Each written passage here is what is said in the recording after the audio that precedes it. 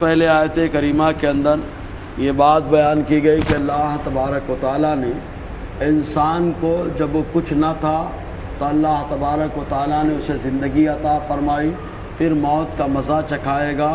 اور پھر اس کے بعد دوبارہ زندگی عطا فرمائے گا محشر میں حساب و کتاب کے لیے۔ اب یہ سوال پیدا ہوتا ہے کہ اللہ تبارک و تعالیٰ یہ سب کرے گا، اس کی کچھ قدرت کی نشانیاں بھی اگر بیان ہو جاتی تو اللہ تبارک و تعالیٰ کی قدرت کو دیکھ کر کے انسان یہ ضرور مان لیتا کہ اللہ تبارک و تعالیٰ دوبارہ پیدا کرنے پر قادر ہے۔ تو اللہ تعالیٰ نے فوراً اپنی قدرت کی ایک نشانی بیان فرمائی، فرماتا ہے هو الذی خلق لکم ما فی الارض جمیعا، وہ اللہ وہ ہے جس نے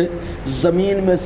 ان تمام چیزوں کو جو موجود ہے تمہارے لیے پیدا فرمایا۔ تو اللہ تعالیٰ نے زمین کی ساری چیزوں کو انسان کے لیے پیدا فرمایا، زمین کو، زمین کی معدنیات کو، چاہے وہ فولاد ہوں، چاہے تانبا ہو، اور چاہے اس کے علاوہ زمین سے پیدا ہونے والی نباتات ہو، سب کو اللہ تعالیٰ نے انسان کو پیدا فرمایا، انسان کے لیے پیدا فرمایا۔ تو جو پروردگار اس قدر قادر ہے وہ اس بات پر بھی قادر ہے کہ جب زمین کے اندر سے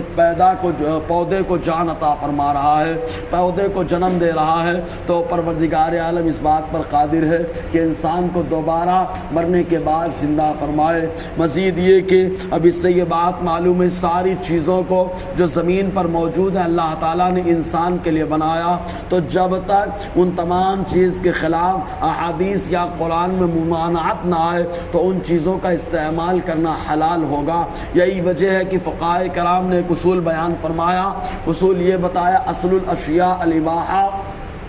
تمام چیزوں کی اصل یہ ہے کہ وہ حلال ہے، تو جب تک ممانعت نہ پائی جائے تب تک اس چیز کی حرمت یا اس کے کراہت پر حکم نہ لگے گا، کیونکہ ساری چیزوں کو اللہ تعالیٰ نے انسان کے لیے بنایا اور زمین میں بنایا۔ ثم استوى الى السماء، پھر اللہ تعالیٰ نے قصد فرمایا آسمان کی طرف، فسواہن سبع سماوات، تو اللہ تعالیٰ نے 7 آسمان بنا دیے، اور ایسے آسمان بنائے اللہ تعالیٰ نے کہ زمین سے لے کے آسمان تک 500 سال کی دوری، پھر پہلے آسمان کا جو حجم ہے، جو اس کی مسافت ہے وہ بھی 500 سال کی دوری، پھر پہلے آسمان اور دوسرے آسمان کے 500 سال کی دوری، گویا کہ دونوں کے درمیان جو فاصلہ ہے وہ 500 سال کا ہے، اور جو موٹائی ہے وہ موٹائی بھی 500 سال کی ہے۔ اس اعتبار سے اللہ تعالیٰ نے 7 آسمانوں کو بنایا، اور 7 آسمانوں کو الگ الگ چیزوں سے بنایا اور الگ الگ نام عطا فرمائے۔ کسی آسمان کا نام اللہ نے بقی عطا فرمایا،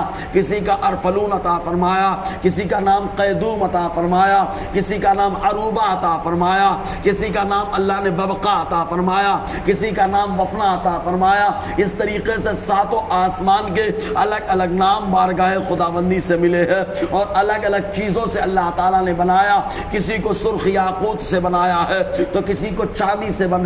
بنایا، کسی کو تانبے سے بنایا۔ اس طریقے سے اللہ تبارک و تعالیٰ نے 7 آسمان کو الگ الگ چیزوں سے بنایا۔ یہ پروردگار عالم کی عظیم قدرت ہے، جو پروردگار آسمانوں کو یہ شان عطا فرما سکتا ہے، تو مرنے کے بعد انسان قبر میں جائے تو اللہ تعالیٰ اس بات پر قادر ہے کہ دوبارہ انسان کو جو ہے زندگی عطا فرمائے حساب و کتاب کے لیے۔ چنانچہ اللہ تعالیٰ فرماتا ہے فسواہن سبع سماوات، تو اللہ نے 7 آسمانوں کو بنا دیا، وَهُوَ بِكُلِّ شَيْءٍ عَلِيمٌ، اور وہ تمام چیزوں کا جاننے والا ہے۔ ہر چیز کے تعلق سے اللہ تعالیٰ جانتا ہے کیا انسان کے لیے بہتر ہے، اور کیا انسان استعمال کرے گا تو مضر ہے، اور کیا انسان استعمال کرے گا تو اس کے لیے تقویت جو پہنچانے والی چیز ہے، اور کس چیز کے استعمال سے آدمی جو ہے کمزوری کا شکار ہوگا۔ اللہ تبارک و تعالیٰ ہر چیز کے تعلق سے جانتا ہے، اور مزید یہ کہ موت اللہ تعالیٰ دے رہا ہے اس کو بھی جانتا ہے کہ اس میں حکمت کیا ہے، اور مرنے کے بعد دوبارہ زندگی عطا فرمائے گا اس کے بارے میں بھی اللہ تعالیٰ جانتا ہے کہ اس کی حکمت بھی کیا ہے۔ وَهُوَ بِكُلِّ شَيْءٍ عَلِيمٌ، اللہ تعالیٰ ہر چیز کا جاننے والا ہے۔ آگے آدم علیہ السلام کی تخلیق کے تعلق سے جو اللہ تعالیٰ نے مشورہ کیا اس کا ذکر ہے، انشاءاللہ گفتگو رہے گی۔ اللہ تعالیٰ فیضان قرآن برکات قرآن سے مالا مال فرمائے۔